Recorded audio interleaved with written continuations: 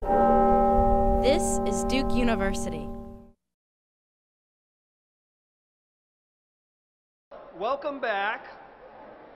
I'll say a few words, none of which are sensical, but I figure if I keep talking, eventually everyone will quiet down and then we'll be able to move on with our program. Everyone enjoying themselves so far? Good. Good.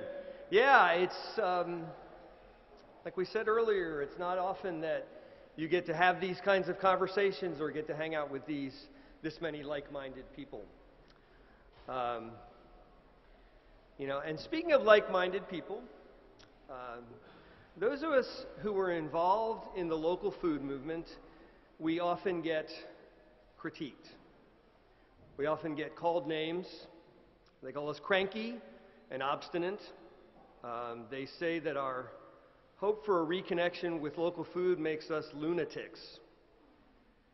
And they say we're a stubborn lot who just aren't willing to recognize the realities of the industrial food economy.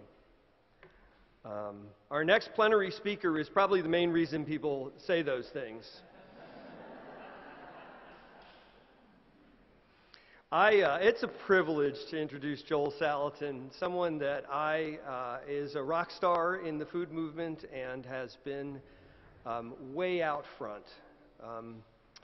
In 1982, Joel began farming and has pioneered many of the methods that are used in organic farming, organic and sustainable farming, but more importantly, has been a voice of hope, a voice of reason, and sometimes a voice of important contention in moving the food movement forward.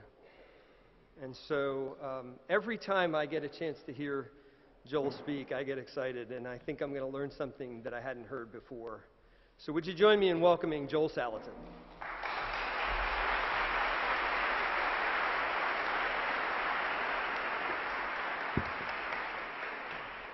Thank you, Will. It's a real treat to be here. As you can imagine, I spend most of my time with creation worshipers. Not much time with creator worshipers. I love them to death, but there's a real different mindset and paradigm between the If you guys over here, I know that sun's, because I was sitting there, if anybody wants to just, no offense, you can move over. Am I supposed to talk from here or from there? Does it make any difference? I'm going to talk from here. I haven't gotten a lot of instructions here, so it's just fine. This is a place of liberty. Good. So it's a real treat to be in a room with, unless there's a Monsanto plant in here, to be in a room of people who look at this amazing creation from a mindset that it is fearfully and wonderfully made. And we are the stewards, the caretakers, the husbandmen of that gift. And so what I'd like to do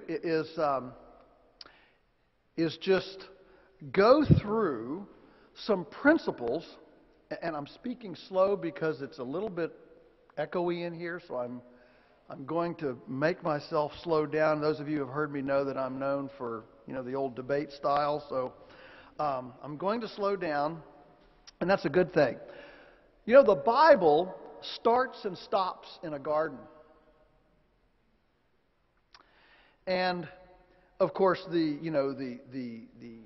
Jewish narrative from the beginning to the end is of a nomadic shepherding culture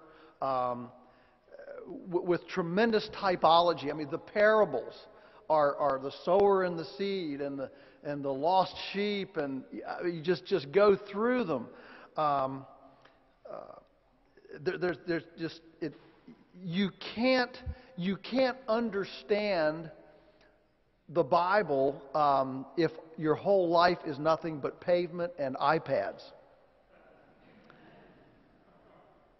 And so I want to share with you, as a farmer that has splinters, calluses and dirt under their fingernails, a visceral understanding of this creation object lesson.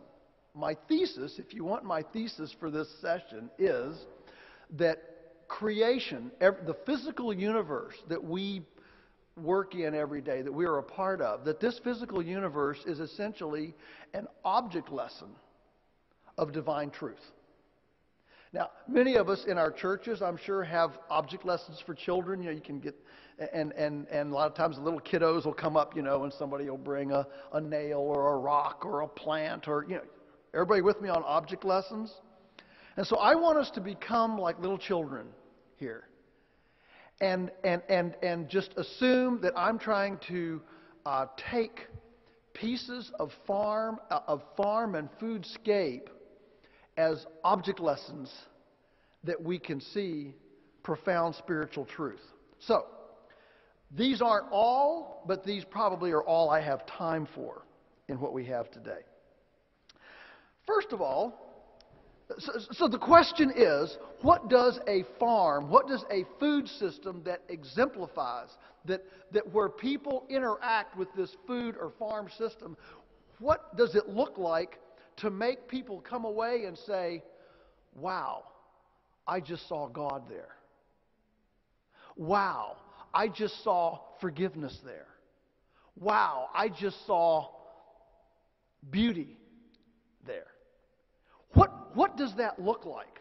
Because we live in a time in civilization, human history, we live in a time in which most people don't have a clue about the most basic natural principles. I mean, you go down the street in an urban setting and ask a 20-year-old person, could you please name me 5 early spring vegetables?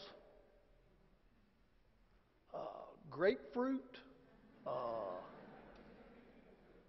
as opposed to fall vegetables. You know, spring would be, you know, broccoli, cool season cold crops and cabbage. It wouldn't be butternut squash and sweet potatoes. Are you with me? This really came about when it really struck me when I was working on my book, Folks, This Ain't Normal. And the white-collar book developer, New York lady about town that was my, basically my book real estate agent, when she saw some of the first pieces of it, she sent me an email. She said, you write about straw and hay as if they're two different things.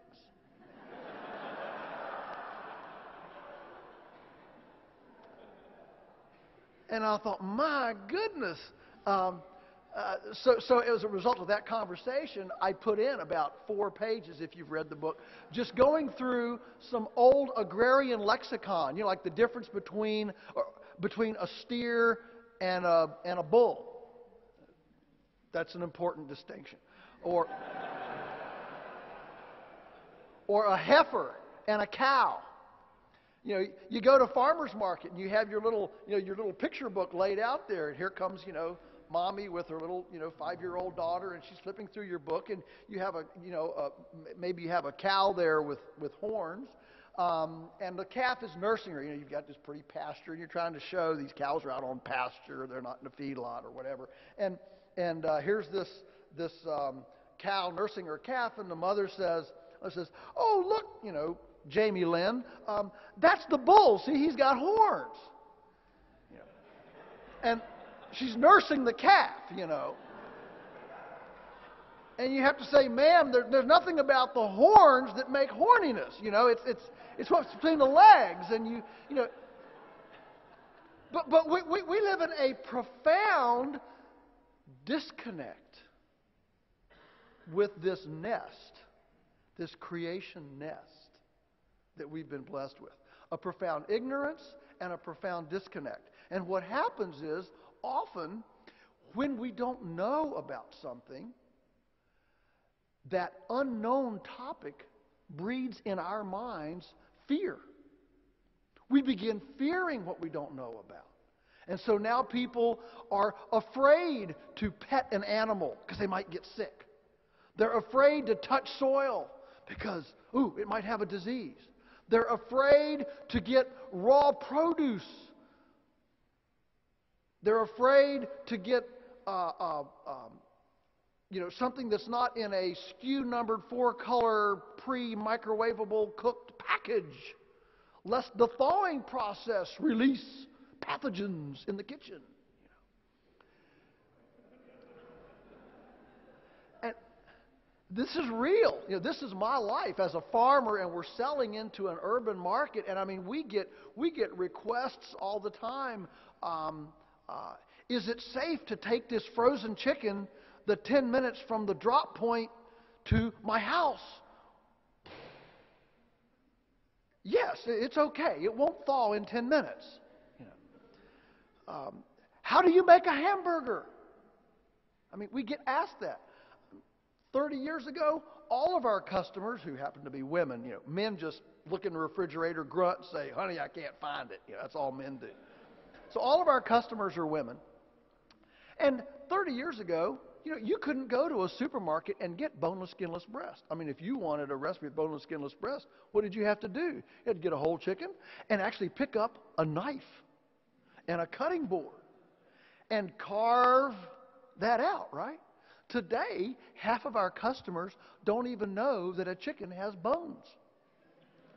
I mean, they think it's just boneless, skinless breast we go pick off of a tree, and they're all flopping around. We'll catch this one, Kind of like fishing for fish sticks,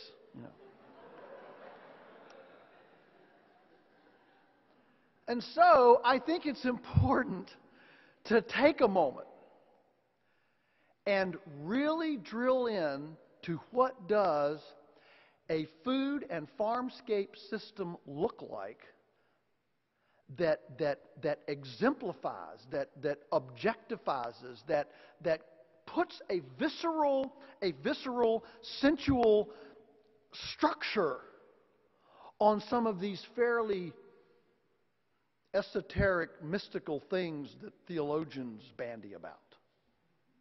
So here we go.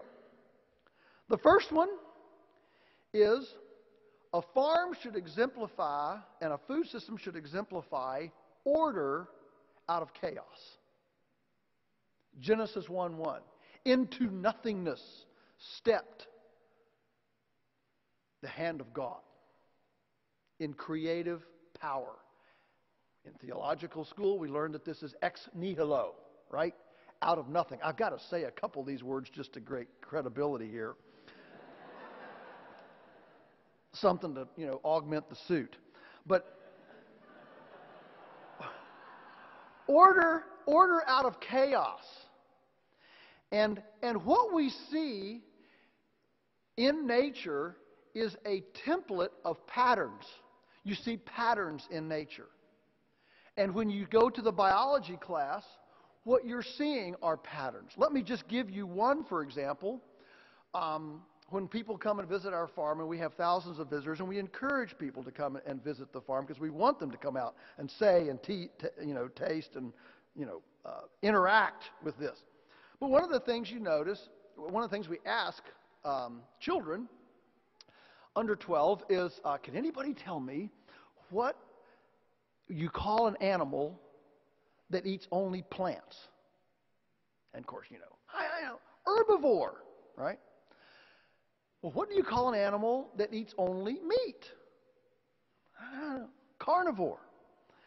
Well, all right, for the big bonus question, what is one that eats both? Omnivore. All right, great. And so then I proceed to ask them, well, why is it? So then we're standing by the cows. And I'm saying, so we've got omnivore, carnivore, herbivore. What's that right there?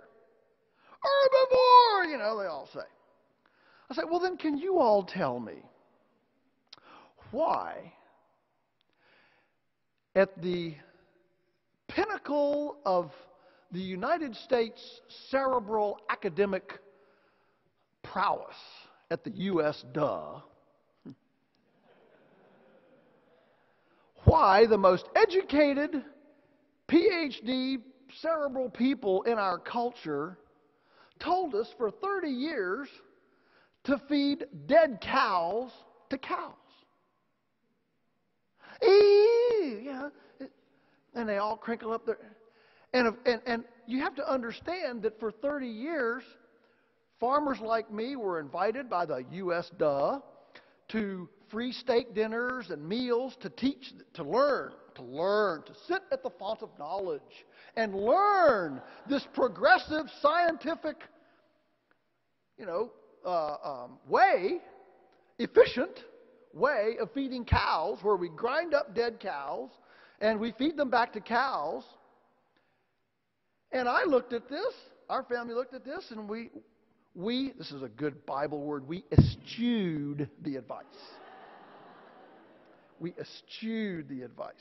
Now, of course, we were branded as Luddites, barbarians, back to the Dark Ages. They want us to go back to hoop skirts and washing, washboards, and they're anti-science, anti-progressive. 30 years later, there was this big global collective, oops, maybe we shouldn't ought to done that. Right? When we suddenly had bovine spongiform encephalopathy. Now, I've practiced on saying that because it makes you sound educated. It's kind of like reading the names in the Old Testament. You don't have to say them right. Just say them fast, and everybody will think you're smart. So why didn't we, as opposed to 99% of all farmers who quickly, drank the Kool-Aid, why didn't we embrace feeding dead cows to cows? It's because we look at nature humbly as a pattern. And search as we may, we couldn't find a pattern, a template in which herbivores eat carrion. It doesn't exist anywhere. And so, order, our sense of God's order, trumped amoral scientific innovation of the day. And that is why it is absolutely critical to have our philosophy right, to create an ethical moral framework for our innovation. See, we as humans, we've got a big brain and opposing thumbs, right? We're pretty clever. We're really smart. And we can invent things that we can't spiritually, emotionally, physically, or mentally metabolize. And so what happens is that we invent things, not all of them are bad or by any means, all right? But many of the things that we invent become the culture that we have to remediate the next generation. Most of our research right now is researching things that we've messed up. And so, when a person comes to our farm, we want them to see herbivores eating plants. Isn't that simple? When you have herbivores eating chicken manure, like we're still feeding herbivores, and supposedly nobody's feeding cows anymore, but they're still feeding chicken feathers and chicken manure. And they're still feeding corn. Now, corn's not bad, but there is an order. And if you feed corn to an herbivore, it makes an acidosis in the rumen, which then creates acid-tolerant E. coli. Now, the industry says, well, we have to have E. coli for digestion. It's a digestive bacteria, and that's exactly true. But a cow's pH is very basic. Ours is very acidic. And so the E. coli that thrives in a normal cow's fermentation doesn't thrive in our digestion. And so if we happen to eat one, they die. But if through feeding grain, the cow's rumen is acidified, those bacteria mutate into acid-tolerant, acid-loving E. coli, so when we eat them, instead of them dying, they get us. And that's, again, an abrogation of pattern. Let's just take one more, and we'll go on. I'm going to be way late if I don't hurry up. GMOs, genetically modified organisms. How many churches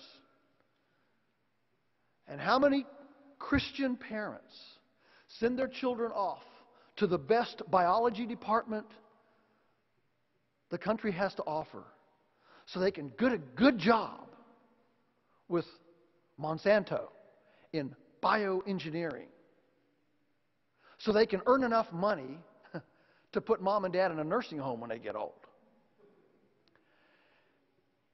Now, the problem with GMOs, when they first started coming out, I said, well, I wonder if God says anything about GMOs. Is there a pattern here? Well, in the first chapter of Genesis, we see two things. One is, every plant and animal is supposed to reproduce, and it's supposed to reproduce how? After its own kind. The fact is that what we are doing right now is we are restructuring life forms into new beings that God's order and pattern spent a lot of time trying to make sure that wouldn't happen. You tell me how long it would take to create a corn plant with the Bacillus thuringiensis bacterium in the seed gene. And now we've done it, and Roundup works. Roundup actually works as a gut leaky. What it does is when it hits cells, they just leak from the inside out. Is there a reason why we now have an epidemic of gastrointestinal problems in our culture as we have, since the introduction of GMOs, has allowed us to double our use of Roundup on Roundup Ready soybeans, Roundup Ready corn? When you cross God's boundaries of protection, you see, walls and boundaries are like cell walls. Walls are not bad things necessarily. They actually keep the bad guys out. Putting our children in a protective playpen instead of having them run all over and put their hands in the light sockets is not a bad thing. There's a protection. In fact, one of my favorite stories in all the Bible is the story of Nehemiah coming back and building the wall. So these boundaries, the DNA code, and the inability of cross-speciation reproduction. In my book, Folks, This Ain't Normal, I go to a very visceral layman's term and say, look, folks, if the sexual plumbing doesn't match, it ain't right. Now, the closest God has let us come until, the last couple of years is the horse and the donkey. And it creates what? A mule. But what's interesting about a mule? They're sterile. It's like God says, okay, the plumbing's close enough, you can do this, but you can't go any farther. And so, when we talk about mirroring God, God is a God of order. Our marriages should exemplify order. A marriage in chaos, does not exemplify divine truth. Are you with me? And so when we abridge and adulterate and disrespect these patterns and templates of nature, we're reverting to chaos. And that's exactly what's happening now in our culture. We now have a chaotic cacophony of new terminology that those of us more than 45 years old never saw when we were growing up. Who ever heard the word Listeria, E. coli, Salmonella? We didn't even know anybody with autism. And these are all symptomatic of a chaotic foodscape that no longer respects God's creative boundaries. Number 2, next great big principle. The invisible supports the visible. Now, we have a real profound ignorance regarding soil. We call it dirt. About the only soil people see anymore is on the Clorox TV ad, But the soil is actually an amazing collection of beings. Did you know that one double handful of soil contains more beings than there are people on the face of the earth? And we have 3 trillion, count them, 3 trillion, how many zeros is that, beings in our intestines. Massachusetts Institute of Technology says that they have now proven that we are only 15% human, we're 85% non-human. If we could look at an electron microscope at this room, we would just see a cloud around each of us of little, bacteria and invisible beings, all like Pigpen in the Peanuts comic strips. And yours is intersecting with yours and yours with yours, and the air is just full of all these floaty woaties, and they're having school board meetings and seminars and conferences and, debating about, curfews for their kids, all sorts of cool stuff. But this soil life, if you look at it under an electron microscope, you look in that visor, and there's some, four-legged bloop thing, coming, walking along. And, he's got saliva, and he's grazing on little, microscopic cilia and stuff all around. All of a sudden, from 2 o'clock, charges in a narwhal, 6-legged critter. And he comes charging in and impales this viscous, aqueous, bloop thing, impales him and sucks out, and juice flies everywhere, and the bloop thing, he starts to fall over or up or down, or, they're all upside down on it. And all of a sudden, here comes from 9 o'clock a 12-legged centipede-looking thing with scissors on his head. He comes up and, and locks off the head of the bloop, eats it all up. And this all happens in about, 2 seconds, and you're looking in the electron microscope, and this goes on every day. And this, it makes Steven Spielberg look like a kindergartner. This is real life. And every single one of us here is completely and utterly dependent on that life. And yet, who thought about it this morning in the shower? We don't think about it for anything. It doesn't even get a thought in our minds. Why? Because it's invisible.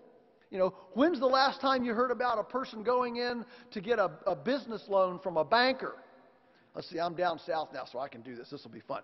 So you go into the banker, and the banker looks back in his chair. He's got a big sign. He says, well, this is a good business plan here.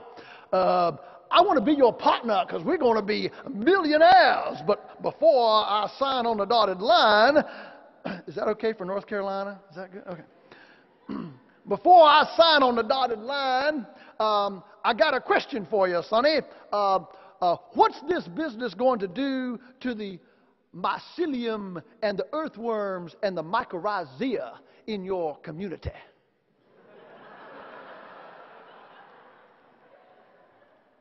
Does anybody ask? And yet,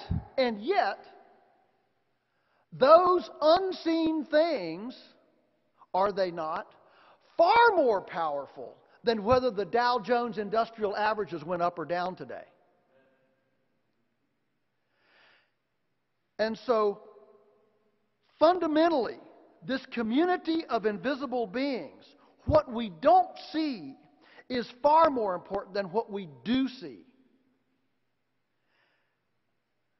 Do I have to explain the spiritual ramifications of this? Think about Jesus' admonition to the Pharisees who prayed openly and enlarged their phylacteries to show their religiosity. Whited sepulchres. Stealing from their widows. Making an outward show of spirituality. But your heart is far from me. Think about 1 Samuel 15 when God wrenches the kingdom away from Saul, the first king.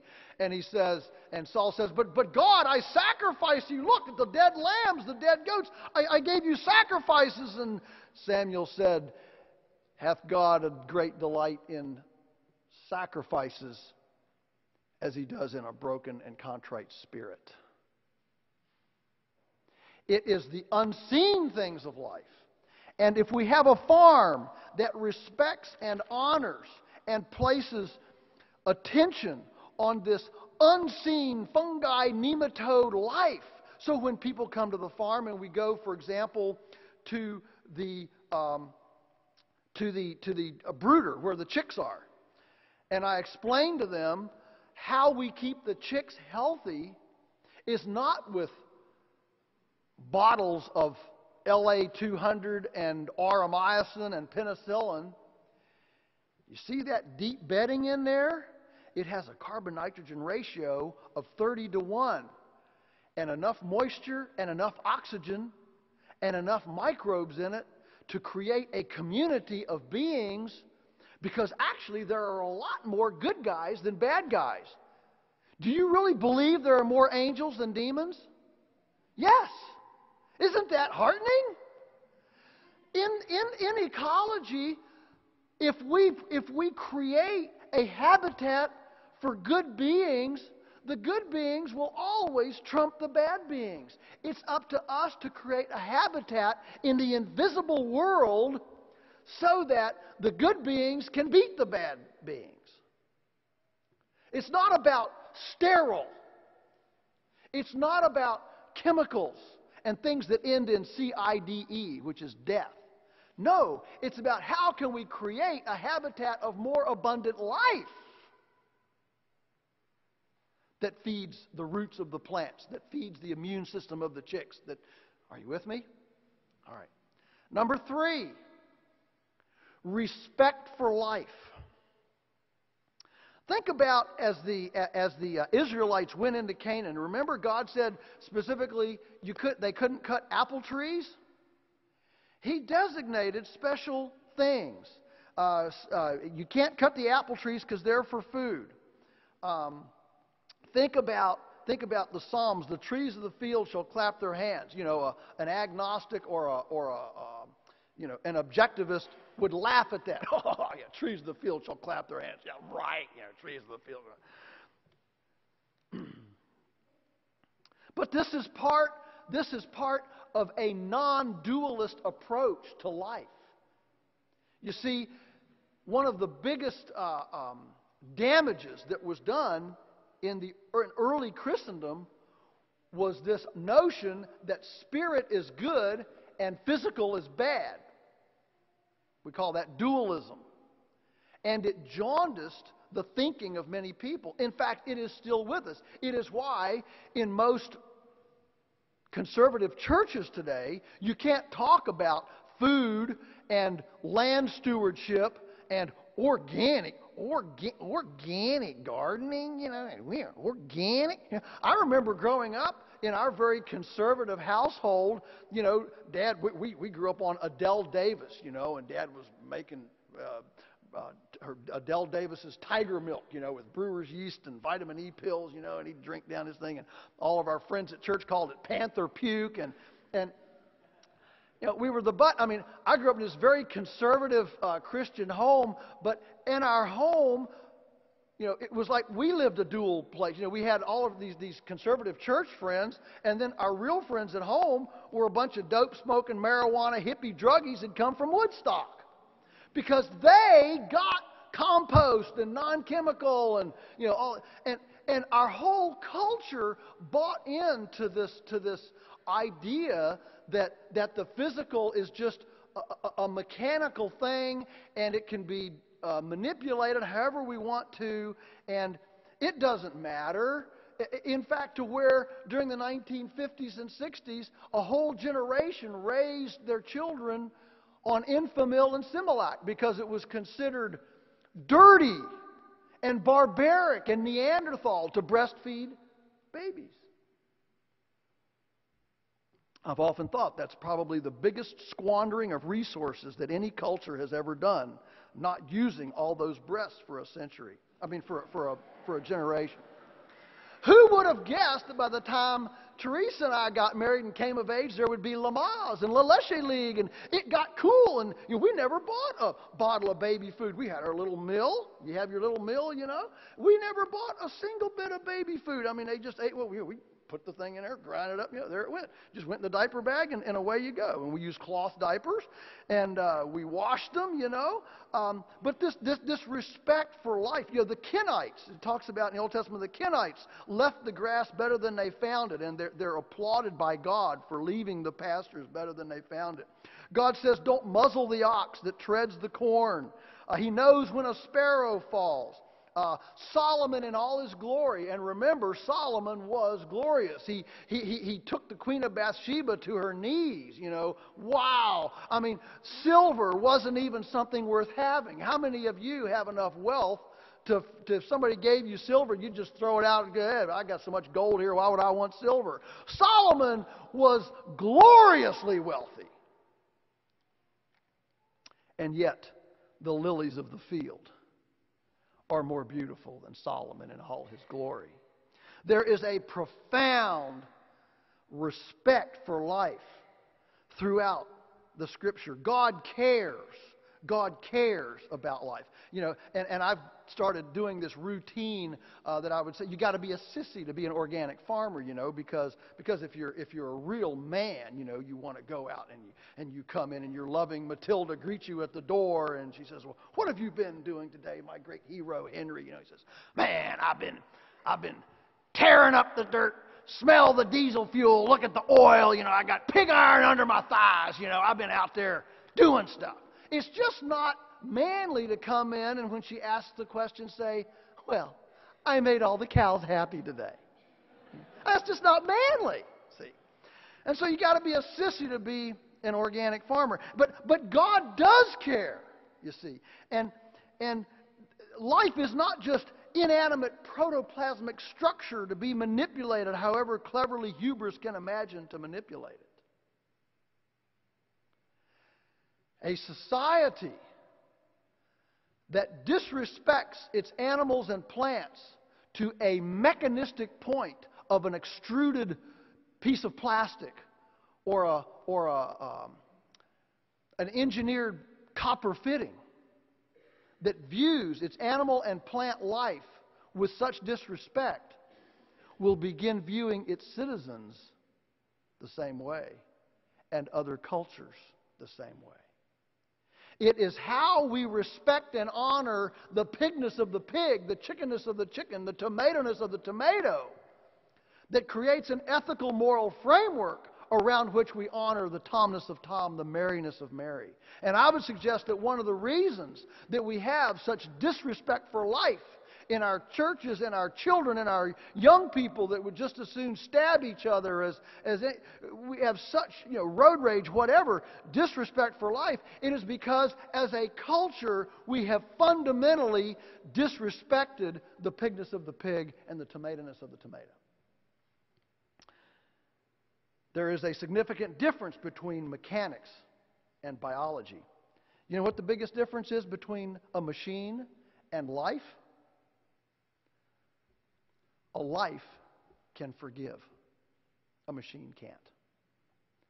If you go out of here at this meeting today and you get in your car and go home and you hear this awful thump, thump, thump, thump, thump in your front wheel bearing, boy, you can stop that car and get out of there. You can anoint that bearing. I mean, you can lay hands.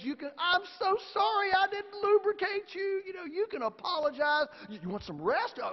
We'll stop. We'll rest a while. You can do everything you want to, but when you get back in the car and start it up, what's going to happen? Thump, thump, thump, thump. But life living things can be abused. We can be abused emotionally, but we can forgive. We can cut our hand, and it heals. The difference between life and machines, the animate, the inanimate, is profound. And yet in our culture, right now, we don't separate those two things. And we view life as just free game for manipulation, however much we want to do it. And that cheapens life, you see, to a point of disrespect and non-function and non-healing, and turns people into automatons, robots, and machines that have no feeling and no respect for each other. Number 4, life requires death. Life requires death. You know, when I eat a carrot, chomp down on that carrot gives its life for me. The reason I use carrot is because many people don't think that we kill carrots. We've got this thing about veganism, and December 4th, I'm going to be in New York City on the Intelligence Squared show debating, and the topic is, it is unethical to eat anything with a face. It's going to be interesting. I mean, we talk about heads of lettuce, eyes in potatoes, ears of corn.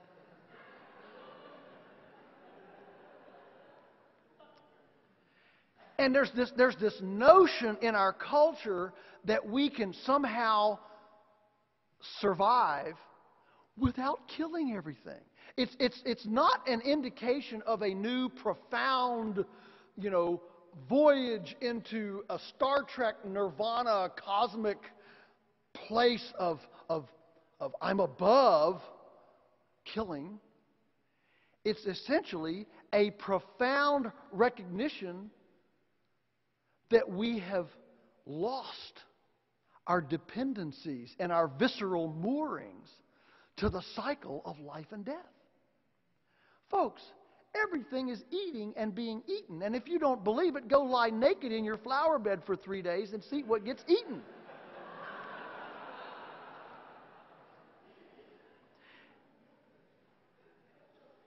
And the fact that we now have farms trying to produce food with chemical fertilizers, in which compost and the wonderful life, death, decomposition, regeneration cycle, that foundational ecological object lesson of life coming from death and true life coming from sacrifice. The fact that composting and decomposition. We're now trying to make food, folks, in laboratories all over this country. The research in food for the last 30 years has been primarily, how do we make food that is sterile and doesn't rot? I mean, I was out in California with this farm to school program, and these 2 farm gals that were running this wonderful farm connected to the entire county's middle school program. The kids would come out their first day, and the 2 teachers would prep them and say, "Bring some food." So and they'd go out to the farm, and they had this big, like 8 foot by 2 foot by 3 foot worm box, a big earthworm bin. Okay, red wigglers and worms and stuff. And so the kids would come with their food, and they'd put it in over here, and they'd put in their Twizzlers and Snickers bars, Cheerios, Wonder Bread, and DiGiorno's frozen pizza, whatever. Okay, and then over here, the 2 farm ladies would put in an apple, a piece of ground meat, whole wheat, fresh baked bread. All right, bury that in there. 2 weeks later, the kids come back to class. They go charging up the hill, they raise up the box, and they start pawing through here. Out come the Cheerios. Here comes the Wonder Bread. Here comes the Snickers, the Twizzlers, the M&M, okay? And over here, they go pawing through. Can't find anything. Where is it? Well, the obvious question is, why would you want to eat something that worms won't even eat? But I would like to take it one step further and say, why would you eat something that could not give its life for you? Because it is in the giving of life that creates sacredness to the sacrifice. If our life is not dependent on sacrifice, then our life is cheap. The fact that our life depends on sacrifice makes life valuable. If something has to die to give me life, wow, that's humbling. That's, wow. Okay? Respecting the life that was lived before the sacrifice then elevates the sacrifice. Living well is how we honor and sanctify the sacrifice. And that is why I tell my conservative Christian friends, you don't understand. When our side cannot wrap our heads around the notion that here's this, this radical environmentalist that's willing to lay down in front of a bulldozer to save a tree or go into the ocean, give their life to save a baby whale, but they have no problem pulling, hearing, responding, remembering human babies from the womb. I don't have words to describe that. Are you with me? But for that side, the fact that we would go to a Sanctity of Life rally and spend our time and our kiddos and inculcate this tradition into them and carry signs and, on a hot day and give ourselves to this cause and then stop by for Happy Meals on the way home, trust me, the other side is just as over that. And the Christian community, I would suggest, has squandered the high moral road to the creation worshipers. We have given this high ground. We should be the ones promoting compost. We should be the ones saying we're fearfully and wonderfully made. We should be the ones saying it's not just simple chemical fertilizer. And yet, if you bring this up in most of our churches, you're a pinko, commie, liberal, Democrat tree hugger.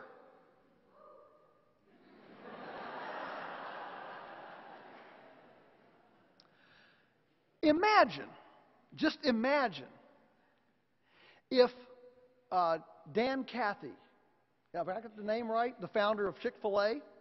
Remember a year or so ago when they were in the press all over for the marriage and all that?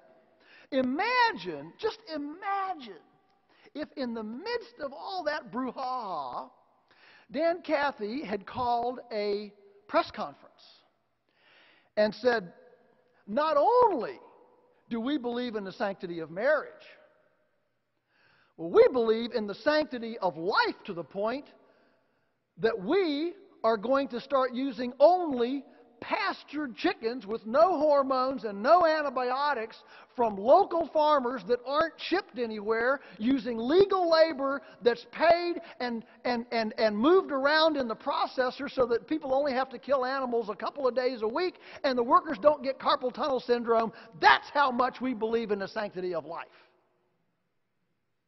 Wow. Would that have garnered equity? Spiritual equity? To Judeo-Christian ethics? Yes, like nothing you've ever seen. That's how we act out and we actually move these theological things into, as Francis Schaeffer always said, how shall we then live? That was his quest, wasn't it?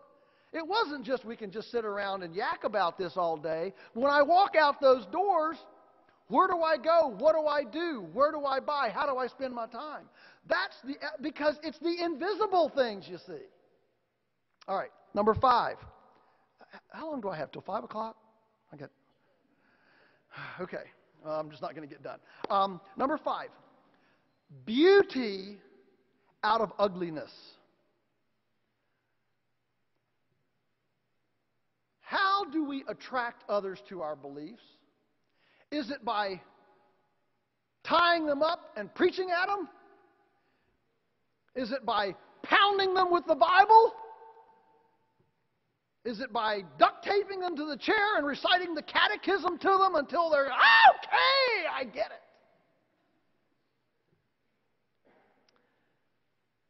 We attract others with beauty. I've always said that our farm should be aesthetically and aromatically, sensually romantic.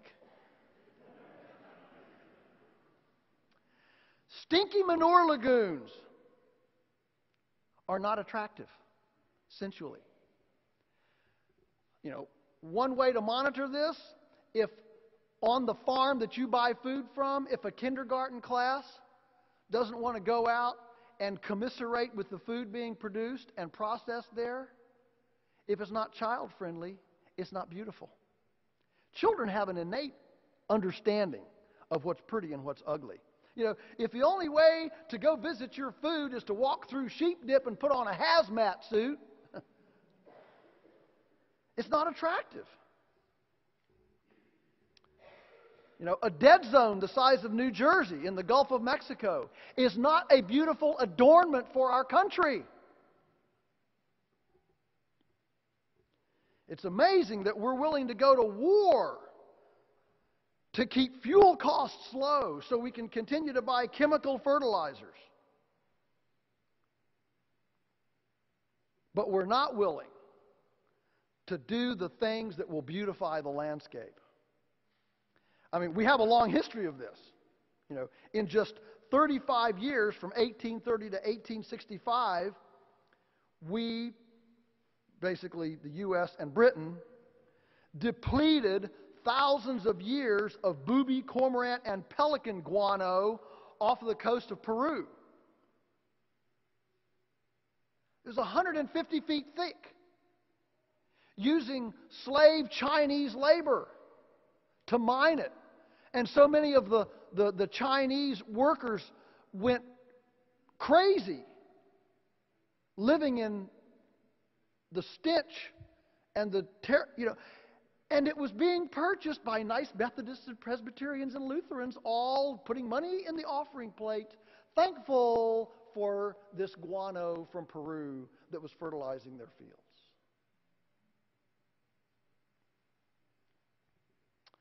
Number 6, disturbance and succession. You know, we have this idea in our culture now that in order to have integrity with the environment, we mustn't desecrate it with human presence. So we have this environmentalism by abandonment. If we want to save the land, we have to lock it up in a state park, a national forest, or whatever. And to be accurate and to be absolutely honest, the story of human civilization is one of pillage and rape of the environment.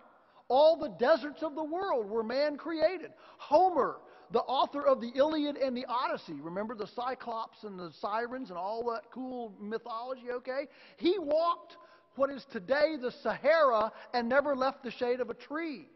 The Rajputana Desert in India, archaeologists have uncovered massive crude lime granaries in the deserts. Every desert has been man-made. So yes, I repent in sackcloth and ashes for the destruction that we've done, the lack of stewardship we've made. So I look in the mirror at this big brain and opposing thumbs, and I say, did God make this? Did He endow me with the big brain and opposing thumbs in order for me to be the most efficacious rapist of His creation? Or is it just possible that I was blessed with these gifts to be the most efficacious masseuse of His creation?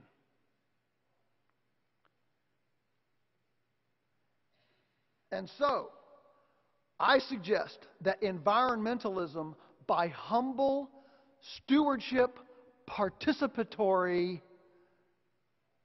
use is the best way. In fact, I don't even think it's wrong to use petroleum. But just imagine if at the turn of the century, when it was really gaining ground, if this bonanza, this incredible blessing for the first time in human civilization, cheap energy and machinery, we could have taken that blessing, leveraged it on ecological remediation, and healed every raped spot of the world within one generation. I don't have time to tell you, get the sheer ecstasy of being a lunatic farmer, one of my other books, and you'll see how. But we could have done it in one generation. But instead of taking this wonderful blessing of cheap energy and machinery for the first time in civilization, instead we figured out a way to move every calorie of food on a table from a quarter calorie to be there to 15 calories per calorie by creating an average of 1,500 miles under every morsel of food.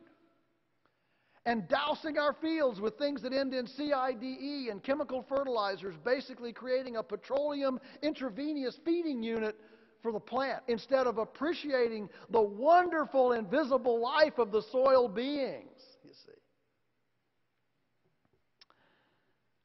And so I would suggest that remediation moves disturbance and succession forward. Disturbance is not a bad thing. The fact is that we live in a fallen world, and all the fallout from volcanoes hasn't fallen perfectly. All of the creases from earthquakes haven't been perfect. And God would like us to use our big brain and opposing thumbs to leverage the templates and patterns we see in His creation and bring the blessings that He gives to us to massage the ecological womb into greater self-sustaining, regenerative, solar conversion of biomass into organic matter to build soil faster than it would in a static state falling down wherever the floods and volcanoes made it fall.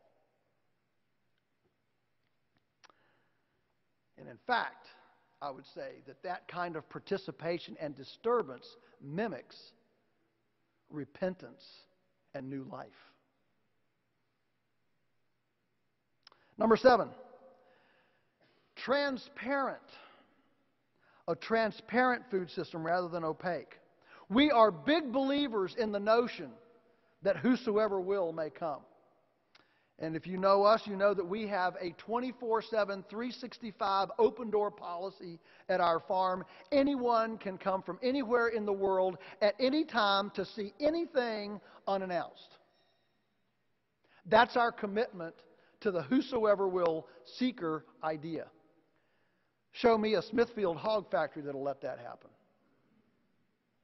You see, our foodscape and farmscape are fundamentally opaque today. The industrial food system is fundamentally one of secrets, patents, fearfulness, and protection from knowing anything.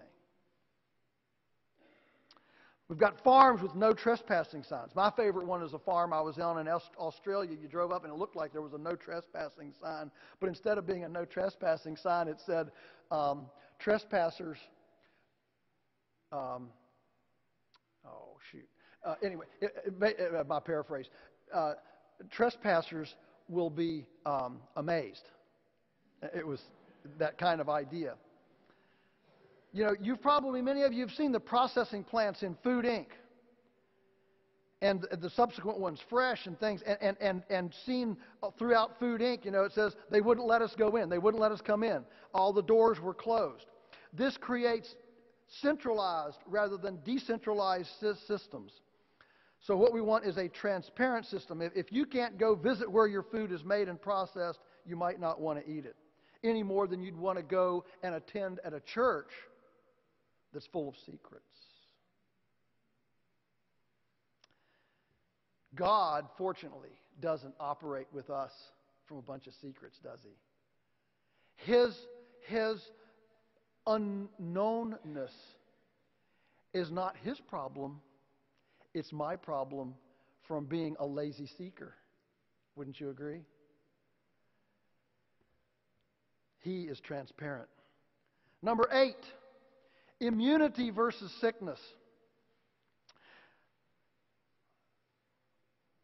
Healing absolutely captures the biblical narrative. It's one of brokenness over here, and God comes in and heals. I mean, and we see that throughout. The promises to the Israelites as they went to Canaan was all about, if you will do this, and this, you will have rain, you will have food, right? Your trees will flourish. What was the first thing when they started taking shortcuts on their weights and measures, not keeping the Sabbath, not keeping the sabbatical, creating idols? What was the first thing that happened? Chaos, famine, pestilence, and finally the sword. God's intent, God's idea is one of healing. Now I'm not a wellness, name it, claim it, look at me and be healed kind of guy, okay?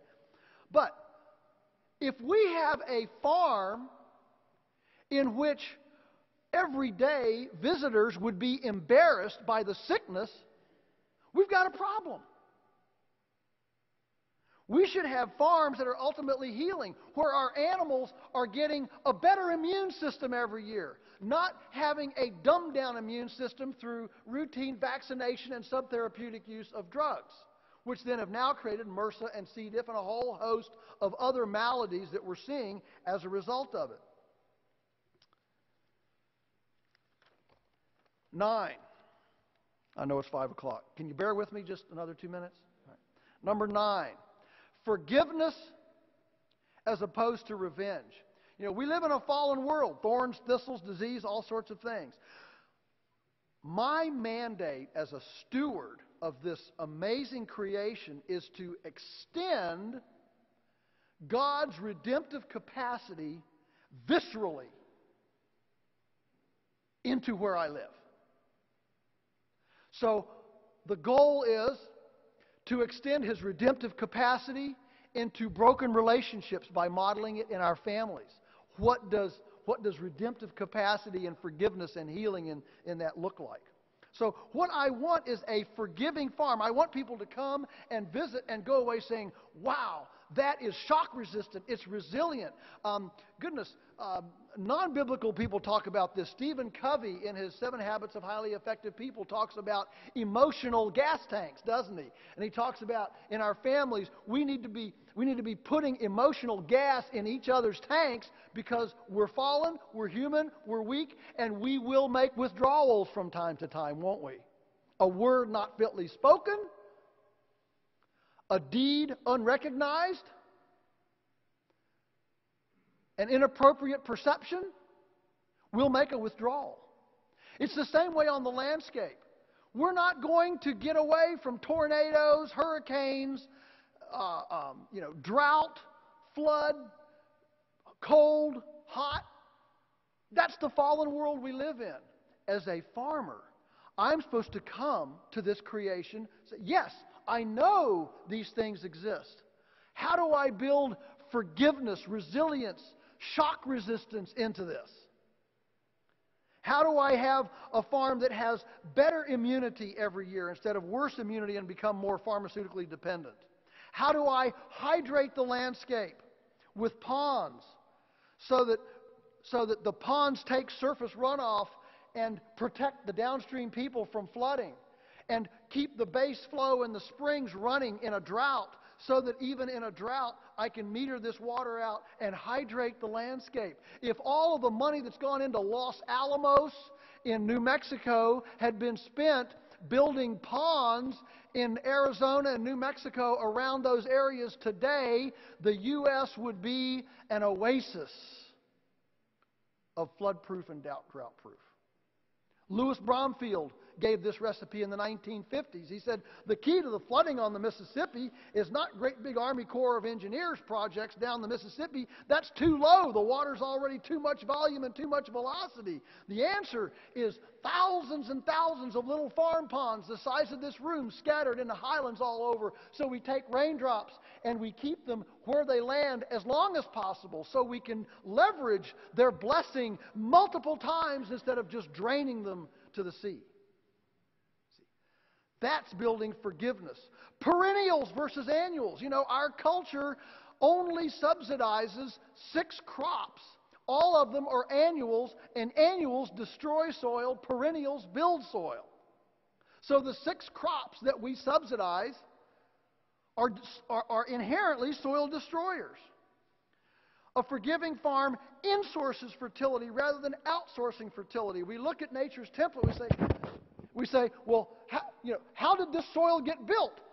Let's see. Did we bring in petroleum-based chemical fertilizer? Did we bring in, fish emulsion from the sea? What did we do? Well, what the nature's template is, solar energy grows plants. Plants either grow through animals or decompose on site, and the manure and the plant decomposition feeds the soil beings, which then make the soil more resilient to be able to capture more solar energy, grow more plants, and it's this wonderful regenerative symbiotic thing. So it's all about healing. Number 10, and finally, and this is not comprehensive. I mean, there are a lot more, all right? And some of you are probably already thinking, boy, he didn't mention this, all right. This is all about catalyzing your thinking, you see. When we start thinking, what does a food system all right, you got it. Finally, number 10, we want a food system and a farm that is relationship-oriented. Relationship-oriented. You go to the average farm today at 1 o'clock in the afternoon, honk your horn. Who's home? Nobody. Because the farmer has to go work in town in order to support his farm hobby. And we've created a structure and a system that actually demeans agrarian vocations. When's the last time you heard the soccer moms all get around and chatting and, sticking out their chests and strutting their stuff and promoting their little child prodigies to each other? And one of them said, one of them saying, my little Johnny's going to be a scientist, and one of them saying, well, mine's going to be, mine's playing Beethoven at 4 and whatever. And one of them says, well, my little Mary wants to be a farmer, and all the other soccer moms go, wow, cool, awesome. See, we want a food system, if it mimics biblical spiritual truth, it will be one that is symbiotic, synergistic, diversified, complex rather than simplistic.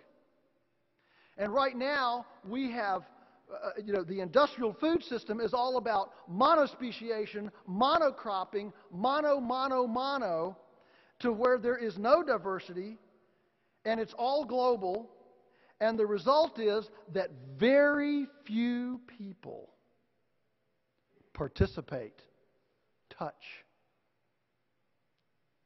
the food and farmscape. And so what a system that really promotes the fact that God desires a relationship with us. I mean, can you imagine if if salvation were, about 100 really stellar, magnificent examples of spirituality, and nobody else could meet them? The whole biblical narrative is about relationships and about people. I mean, can you imagine, a church opening its doors and saying, only bow-legged Europeans can come in here? I mean, exclusivity, yes, there is a narrow way, but it's all about those relationships. And so what we want on our farm is when you come at 1 o'clock and honk the horn, we want people to come from everywhere, because what we do takes a lot of love and information. Our equity, listen, our equity is not in infrastructure. In America today, it takes $4 worth of buildings and equipment for the average farm to turn $1 in annual gross sales. Our ratio is 50 cents to $1. That's physical structure. We replace that physical structure with management, stewardship, and the love that goes into that land. And I would suggest that loving that land, loving that food, loving our customers with lots of interested, integrated people that are integrated, not segregated from the system, but are integrated, that bespeaks a loving God that desires a magnificent whosoever will relationship with anyone who will come. So at the end of the day, what we're dealing with is that when I walk out and every morning I pray, God, help me to steward this little niche of your creation, just like you would if you were here. Take my hands, take my feet, take my brains, make me think like you, make me do like you, make me walk where you'd want me to walk, and read what you want me to read, and listen to the people that you want me to listen to, and participate in this grand abundance. It's not just about growing stuff. It's not just about marketing stuff. It is ultimately about being a vessel of visceral redemption to build an object lesson of God's abundant grace and interest in every affair of our lives. Now may all of your carrots grow long and straight. May all of your gardens be mold-free. May your potlucks serve on paper plates, not styrofoam. May all of your culinary experiments be palatable. May the rain fall gently on your fields, the wind be always at your back, your children rise up and call you blessed. And may we commit ourselves to being a part of God's redemptive work in this great blessing of creation He's bestowed on us. Thank you very much for letting me visit with you.